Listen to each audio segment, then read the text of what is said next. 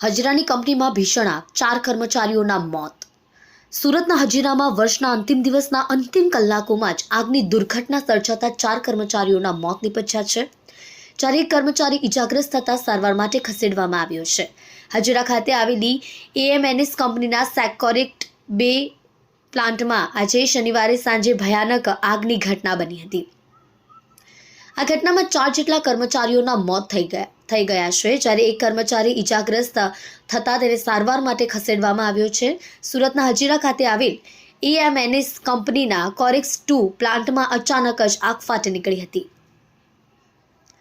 આ પ્લાન્ટમાં liquid metal બનાવવાની પ્રક્રિયા થાય છે।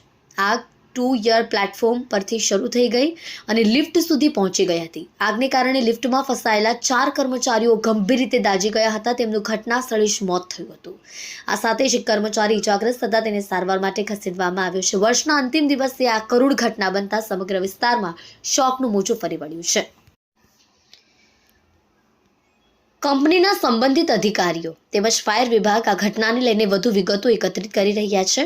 સાંજે 6 વાગે યુનિટ બંધ થયા પછી ફરી શરૂ કરતી વખતે આ અકસ્માત થયો હતો। નજીકમાં લિફ્ટ પણ જાળવણી કરી રહેલા ખાનગી કંપનીના 4 કોન્ટ્રાક્ટર કામદારો અકસ્માતમાં ફસાઈ ગયા હતા અને બચી શક્યા ન હતા। એક કામદારને હળવી ઈજા થઈ હતી, તેને તાત્કાલિક પ્લાન્ટ પરિસરમાં આવેલી હોસ્પિટલમાં ખસેડવામાં આવ્યો હતો અને તે સ્વસ્થ થઈ ગયો છે।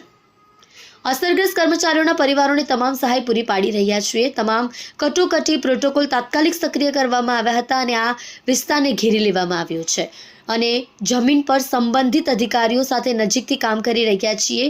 અકસ્માતનું કારણ જાણવા માટે આંતરિક તપાસ શરૂ કરાઈ છે।